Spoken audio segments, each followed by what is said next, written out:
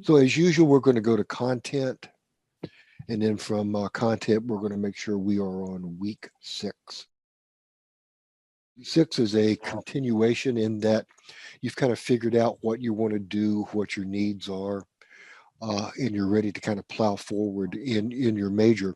And in this week, you're going to look at all the different support systems that the university offers you as you move along in your career.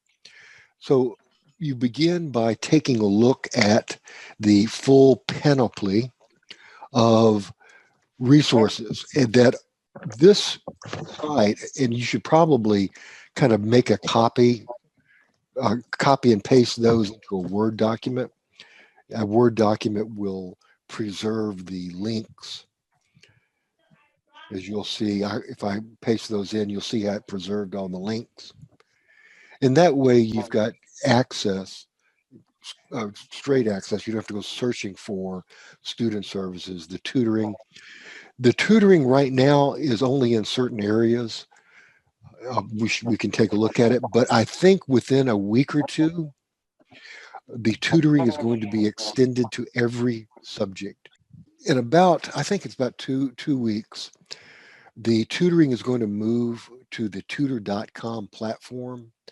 And so instead of having undergraduate tutoring in only these areas, accounting, computer science, finance, statistics, in the writing center where I work, there's going to be tutoring in every subject with the tutor.com platform.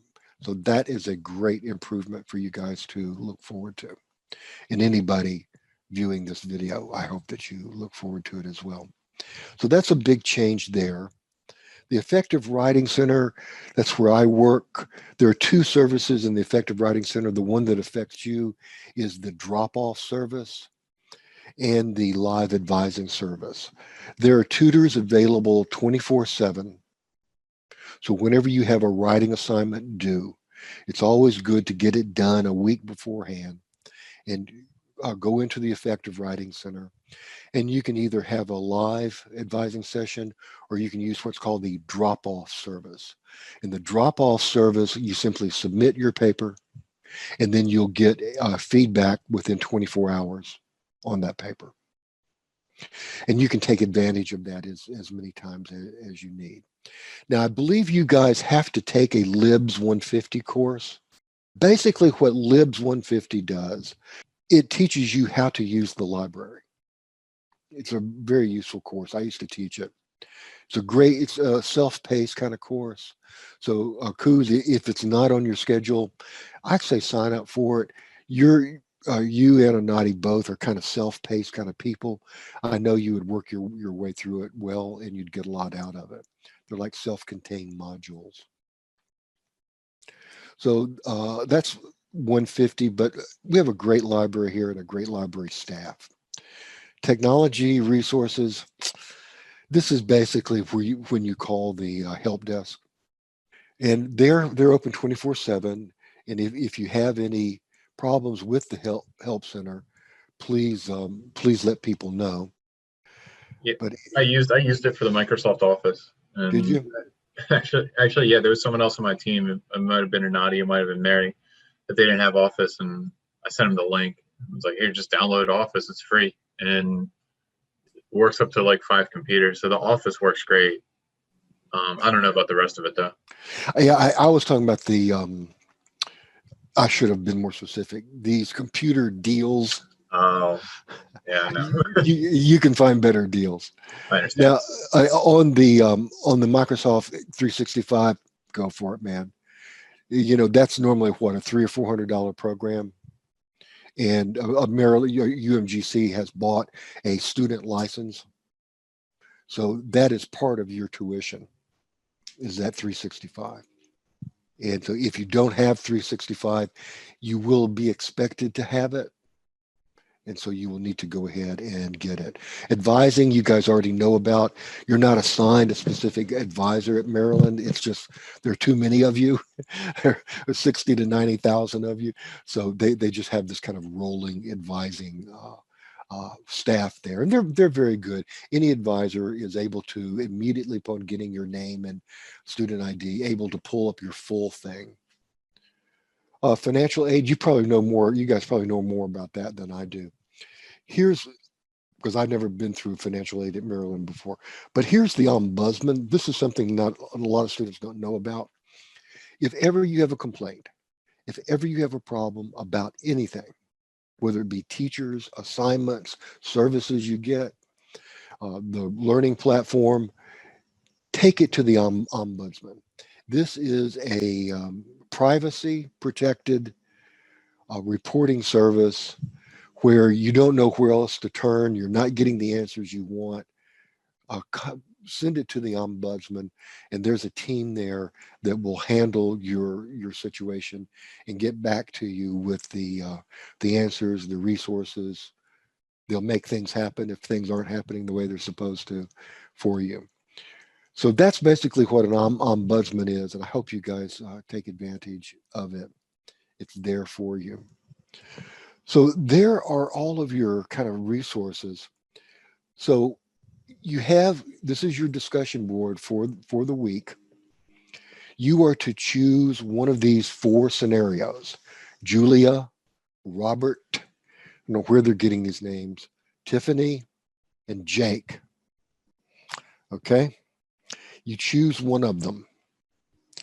And you give that person advice, right? You are going to help that person get the resources he or she needs. This basically tests your facility with those resources that we just went over. That's your discussion board for the week. Your other turn in, your other deliverable is this assignment right here. You're going to be writing kind of a fake email, and we've got a template here for you. You're going to be responding to Dr. Malloy, whose preferred pronouns are he, she, and hers. You're going to be responding to Dr. Malloy, who has asked you to identify concerns. And when you find those 3, you use this template right here to report on it. So just put out your name, Dr. Malloy, fill in the date, its current trends in our industry, and fill out these paragraphs. If you would, in this middle paragraph right here, instead of putting all 3 of the topics in one paragraph, I would advise you to either use a numbered list or a bullet list for your 3 topics. And then your conclusion. Your conclusion here is a kind of what you think should be done next. Dr. Malloy is trying to write a newsletter. This is a governmental agency. And you would say to something like to Dr. Malloy, like, well, these are the issues that I think that I would like to cover in our next newsletter. Da, da, da, da, da.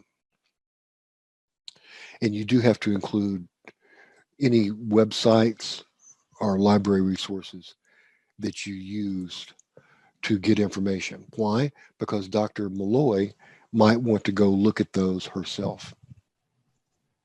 Are we being graded on the format of our references? Like, do we have to cite them in APA format? Great question. No, you have not yet been taught APA format. Not in this class. Not in this class. So use this as a guideline. Provide Dr. Malloy all the information that she would need to go and find those sources herself.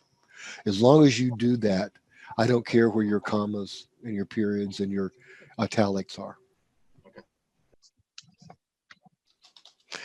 And just pop them in there. So if I went to Google, let me Google real fast for you, Coos, the Goldwater rule. You'll see what I mean. Thank you. Yeah, the Goldwater rule. Well, there's even a Wikipedia page on the Goldwater rule. But here's the APA's rule on it. So let's see. This is a group author. Oh, here is, oh, excuse me, is Aaron Levine. So for your reference, you would simply put Levine, Aaron, American, was it Psychiatric Association?